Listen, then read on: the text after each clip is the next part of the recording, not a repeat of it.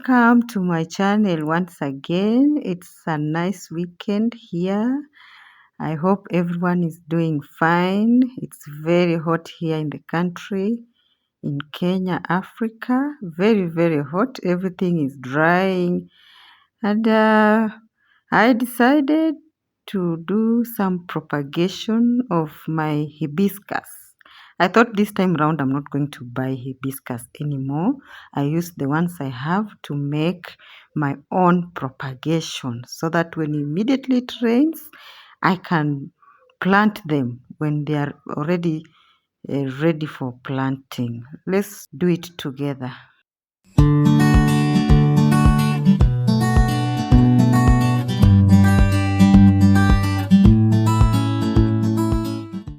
I also had these flowers, although I don't know its name. It's doing very well during this dry season. I've not watered it for some time. I decided also to propagate it so that I can plant it during the rainy season. It's so beautiful. I love this flower. Please let me know the name of this flower.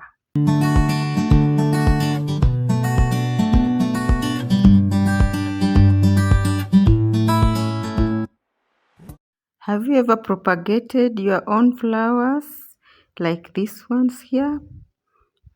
I did it last time and they did very well. I planted some and they did very well. I like the pink one, there's yellow one, there's a white, there's orange. We have many types of hibiscus. Like this one here, I did it last year. I planted it in June. It's doing very well. They are all doing very well. I'm so happy I managed. That's why I'm encouraged to do some so that I don't buy. So I save this money for something else. Look at this one. Doing very well. This is a red hibiscus and it's doing very well since August. This is pink. Very drought resistant flowers.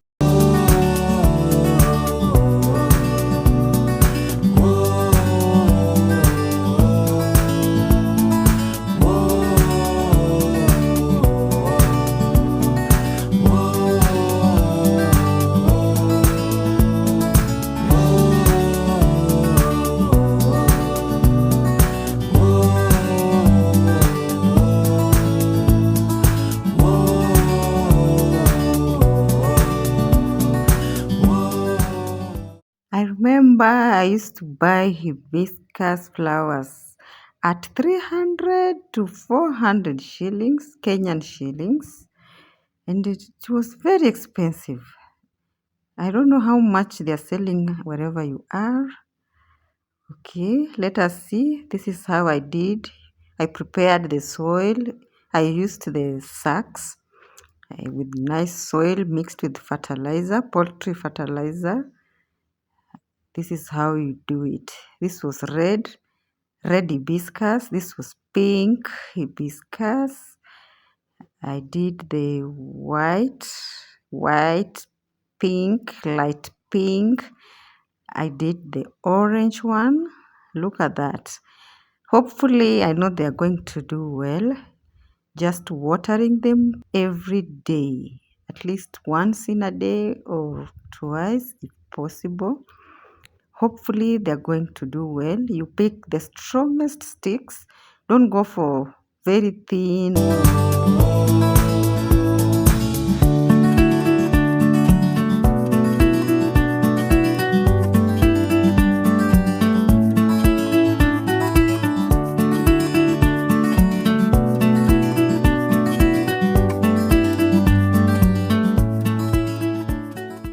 After everything, I was trying to make some samosa for the kids.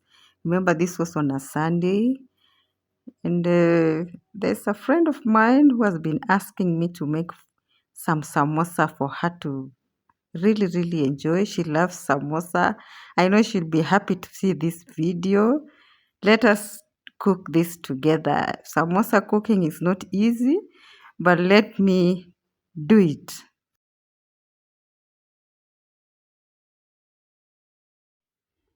Make your dough just like the one you do for chapati. Not hard to make. Just do the chapati dough. Very easy.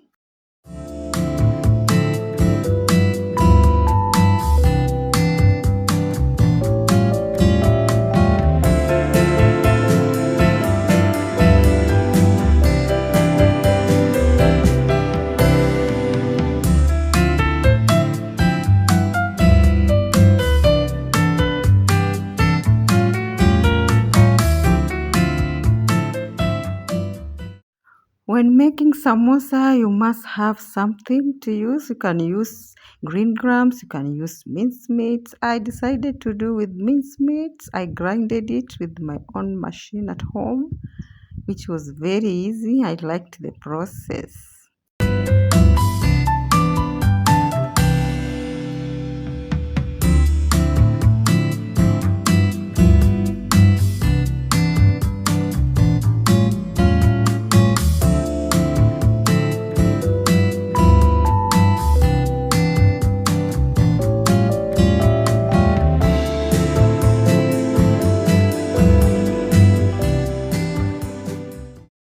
As my dough was settling like 15 minutes, I continued frying my mincemeat nicely. Make sure it is dry.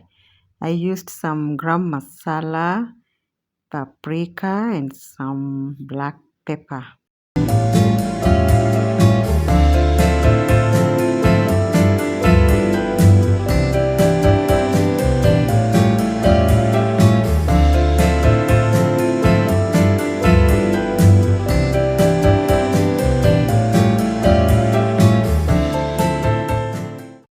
While making samosa, the hardest part is always to make the membranes. The membrane is the hardest part, the elephant in the house. That is where everything goes wrong, where everybody fears. But when it comes to the filling, it's very easy. When you're doing dengu, you're doing mincemeat, some use rice, some use vegetables. But it depends with what you like. You can use chili put together with vegetables. It always comes out nicely. We call them fillings.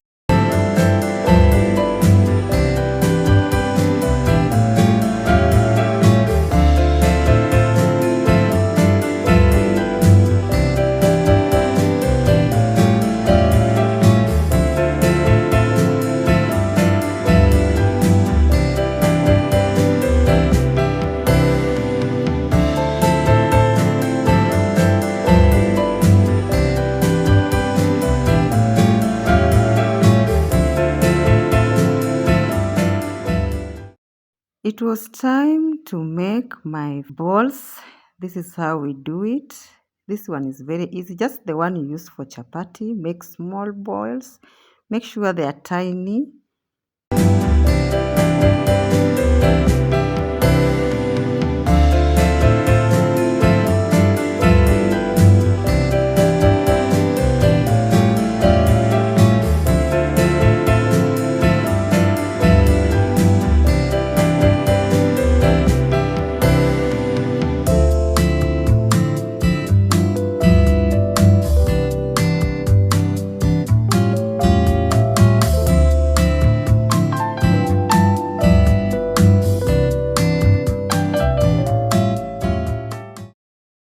Make small flats. Put some oil as I'm doing. Just follow the process.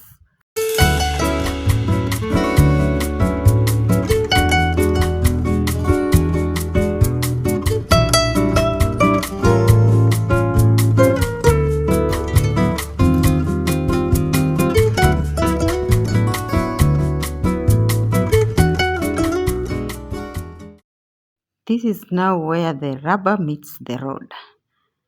This is the process that everybody fears. But if you get through this one, then you're done with making samosa. That is why samosas are very, very expensive. Wadau. Samosa haikuangi rahisi hivyo. Ni expensive, my dear. This is the process.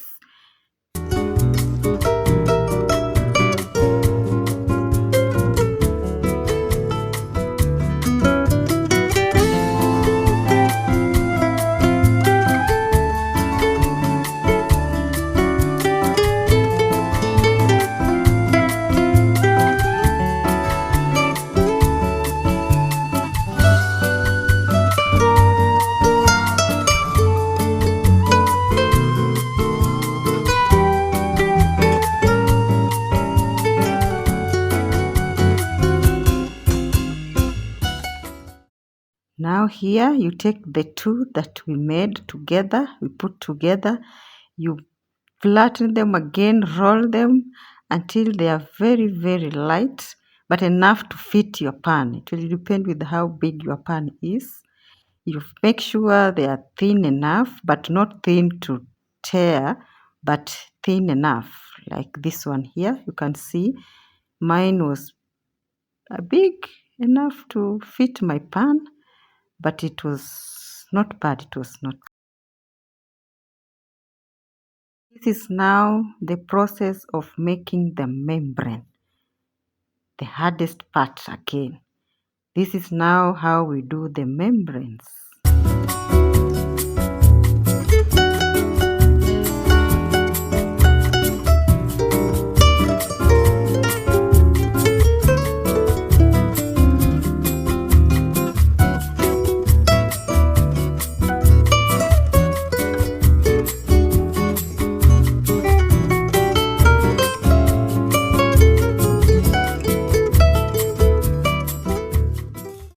Don't worry about the shape.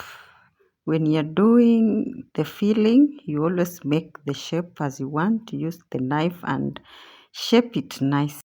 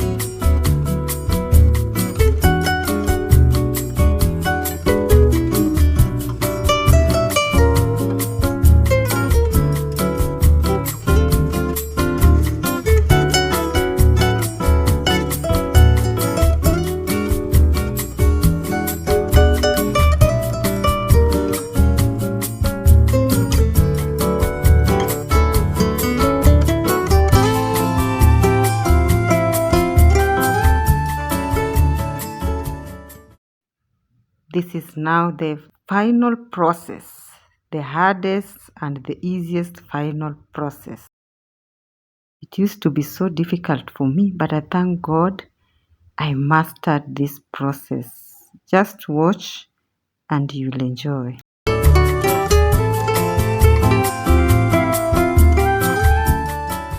Using a paste to stick them together. That's a paste. I used the wheat flour or all-purpose flour. You make a paste of water and the flour, mix them and use it to stick.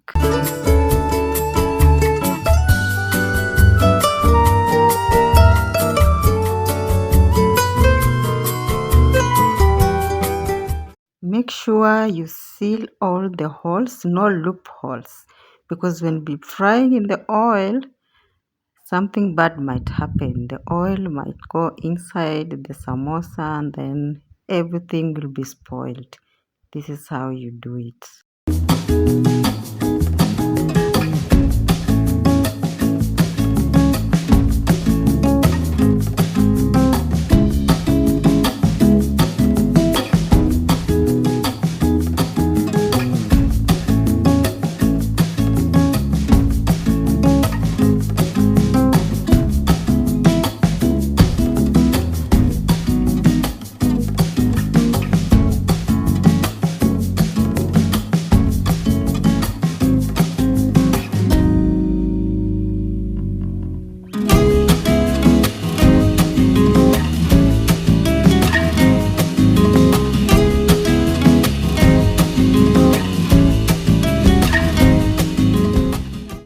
I decided to repeat the process so that you can understand well how to go about it. It's not easy, but trying, we learn by mistakes until we become the best.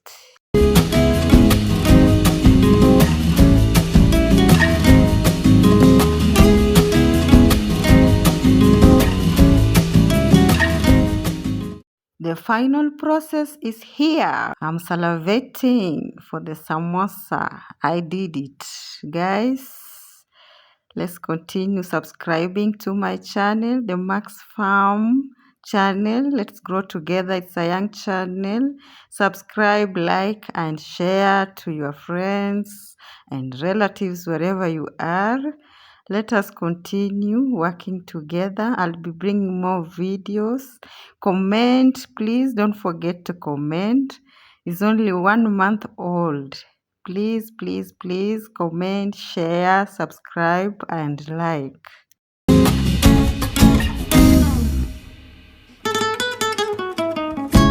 It was time to wind up. The samosas came out nicely. Please go and try at home. Don't forget to try. Those who are learning like me, please do it and you'll be perfect. We learn by mistakes. Thank you for watching and welcome once again. Bye.